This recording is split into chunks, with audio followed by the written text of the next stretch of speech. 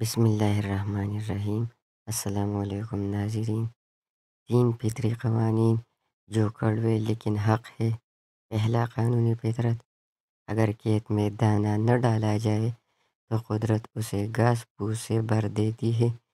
اسی طرح اگر دماغ کو اچھی فکروں سے نہ بھرا جائے تو کچھ فکری اسے اپنا مسکن بنا لیتی ہے، یعنی اس میں صرف الٹے سیدھے خیالات آتے ہیں اور وہ شیطان کا گھر بن جاتا ہے۔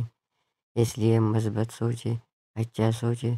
دوسرا قانونی فطرت: جس کے پاس جو کچھ ہوتا ہے وہ وہی کچھ بانٹتا ہے۔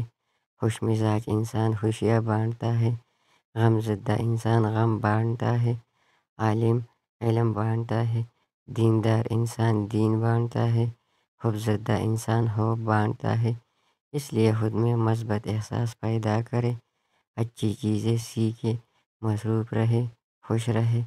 تیسرا قانونی فطرت: آپ کو زندگی میں جو کچھ بھی حاصل ہو اسے ہضم کرنا سیکھیے، اس لیے کہ کھانا ہضم نہ ہونے پر بیماریاں پیدا ہوتی ہے، مال و ثروت ہضم نہ ہونے کی صورت میں ریاکاری بڑھتی ہے، بات ہضم نہ ہونے پر چغلی اور غیبت بڑھتی ہے، تعریف ہضم نہ ہونے کی صورت میں غرور میں اضافہ ہوتا ہے، غم ہضم نہ ہونے کی صورت میں مایوسی بڑھتی ہے۔